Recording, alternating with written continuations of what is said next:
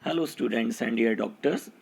So from now onwards we will start a drug series of important drugs of pharmacology. So today's our drug is aspirin, and aspirin is a non-steroidal anti-inflammatory drug. Its chemical name is acetyl salicylic acid. It is a non-selective COX inhibitor. It inhibits the synthesis of prostaglandins. When pharmacokinetics of aspirin is when we give drugs by oral route, it's absorbed in stomach and small intestine, metabolized in liver, and it's have very short half life in analgesic dose, just 15 to 20 minutes. And what are the uses of aspirin? It is most commonly used as an analgesic in headache, backache, myalgia, toothache, and dysmenorrhea. What is dysmenorrhea? Dysmenorrhea is pain during menses.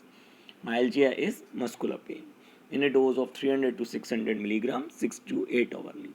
Then it can also be used as antipyretic in fevers, but paracetamol is preferred. Then in acute rheumatic fever, um, it is used in a dose of 75 to 100 milligram per kg per day, and after 4 to 7 days, we have to reduce the dose, and maintenance dose is only 50 mg per kg per day. Then in rheumatoid arthritis and osteoarthritis, it used as an anti-inflammatory drug in a very high dose 3 to 5 gram per day, but it is not preferred nowadays because at very high dose it can cause adverse effects. Then in post myocardial infarction and post stroke patient, it prevents the recurrence of this MI and stroke, but it can be useful only in very small dose like 75 to 150 mg per day, and its mechanism of action in these patients is it inhibit the platelet aggregation. So it inhibit the platelet aggregation, so it can inhibit the thrombus formation.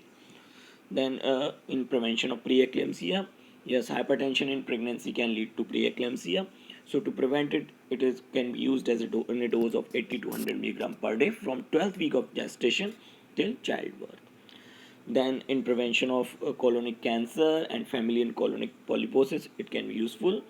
Then a hypolipidic drug like nicotinic acid, when we give, it causes flushing in patients. So to prevent this flushing, aspirin is useful.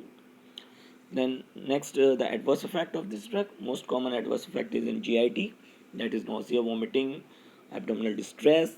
Increase occult blood in stool means that blood that is hidden in stool can be increased. Then gastric mucosal damage and peptic ulcer. Yes, most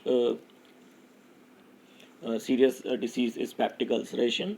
Then hypersensitivity and idiosyncrasy is infrequent, but means it in very less patient. But if it happen, it can be serious.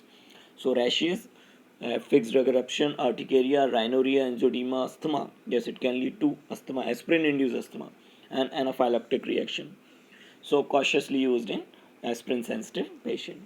Then salicylism, yes, when we use it in very high dose anti-inflammatory dose, just like 3 to 5 gram per day, it can cause salicylism syndrome, that is dizziness, tinnitus, vertigo, and hearing and vision impairment, excitement, hyperventilation, and electrolyte imbalance.